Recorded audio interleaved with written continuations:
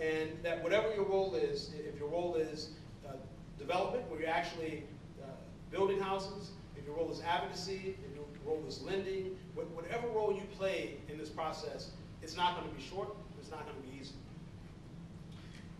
In the city of New Orleans, it was really clear after the storm that we were going to have great difficulty with the insurance companies. They were not paying people based on their policies. So the federal government and state government came up with a plan in order to deal with that issue. It's a program called the Road Home.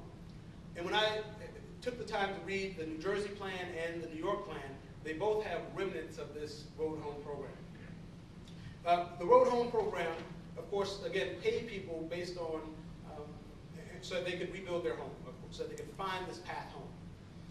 And as we began working with clients who were having difficulty with the program, we realized that there was a fundamental problem in the way that this program was constructed. What we saw was that if our clients lived in an African American census tract, they got a much smaller grant payout from the program than they would get if they lived in a white census tract. And the same was true if you lived in a Latino census tract or even an Asian American census tract. You got far less money from this program. And we said, well, that just, you know, this is odd, but we weren't sure if this was a statistically valid trend. But eventually we were able to determine that it was. As a matter of fact, we were able to find two homes. One home that was a 3-bedroom, 2-bath home. It had received about 7 feet of floodwater. And what we saw when we looked at that home and we looked at the data was that the contractor thought that it would take about $175,000 to rebuild the home. And that home was worth $200,000. So the maximum that they could get under the Road Home program was $150,000. So 3-bedroom, 2-bath, $175,000 to repair. Home is worth about $200,000. So the maximum that they could get from the Road Home program is the maximum grant amount, $150,000. The home in eastern New Orleans, 3-bedroom, 2-bath. It had about the same amount of flood water. It was only worth $100,000. The contractor was saying that it would also take $175,000 to renovate. But because their home was only worth $100,000, their maximum grant amount was $100,000. So the problem with this program was that they were paying people based on the value of their home rather than based on the cost to rebuild their home. And so we went to HUD and to the state of Louisiana and said, we think that there's a problem with this program.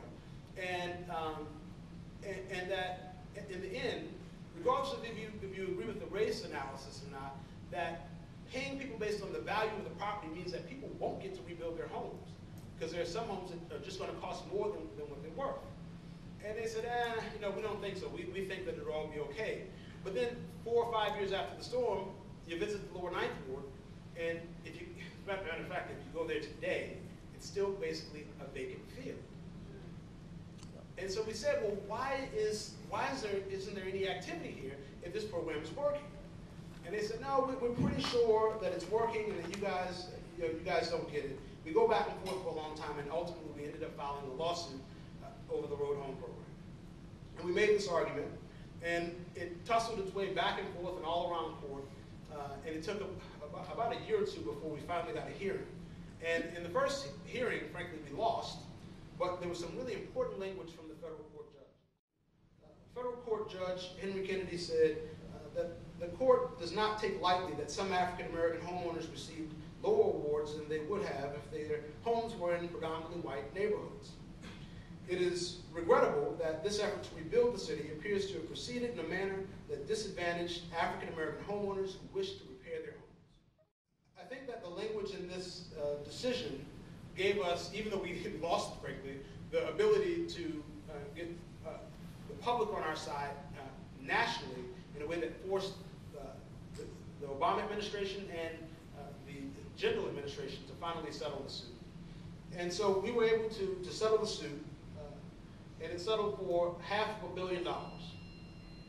$470 million to low-income residents to rebuild their homes, and $62 million to people who had yet to rebuild their homes regardless of their income. You don't have to, so the disaster will take forever, but the plans and the things that are the modus operandi for recovery are all being decided now. And so you have to move quickly. one of the most important things has already happened, and that's that Congress does not have an appetite to allocate a lot of money or to give you multiple bites at the apple. You've got to get every single cent and every single progressive policy in now, as quickly and aggressively as possible. That's why I think the work of Fair Share is so important, because you got to get the right policies in now. The administration started out with about 20% for affordable rental housing. Fair Share got it up to 30%, but we're still fighting to get it up to 40%. I think that the only way that you get success here is that you have to evaluate this through a lens that evaluates whether or not you're taking care of the people who have the least in your community. And if it's not happening, and that's precisely the lens that I think we've heard today, if it's not happening, then you're not going to have a real recovery. And the fact is that communities are a delicate eco-structure that requires all people to have opportunities, regardless of their income status. And so if at any point the least in the community are not going to have opportunities under any plan that's put forward, it's not going to work. And you have to stand firm and turn that plan back. It is incredibly important for everyone in this room to take the time to actually provide for yourself, because you will fight around these issues every single day. You will fight, and you'll lose a lot of the fights. I was talking to a gentleman who said that it's so hard because every day he has to get up in his own home that's destroyed and drive through all the properties around him that are destroyed just to get to work, and it wears on him every single day. You know, this concept of renewal was first embarked upon by Marcus Aurelius, who was a Roman emperor from the year 160 to the year 180. And he said it's essential that good leaders, that people who are real advocates for their community, take time to renew themselves and to replenish themselves, or else their leadership will fall short. So these are the steps that you have to make. In New Orleans, we've had a lot of failures. But what I'd submit to you is that the ink of our failures actually draws the picture of our success. And that New Jersey has an incredible opportunity to draw success. And that you have to control the pen, you have to control the paintbrush. And you can't let the elected officials who don't see it your way draw whatever they want. You have to ensure that the image that we draw for New Jersey is one that shows the faces of all New Jersey's citizens. It doesn't matter if people are black, white, Latino, Asian, lesbian, gay, transsexual, whatever, everybody has to be in this image. And so this is your opportunity.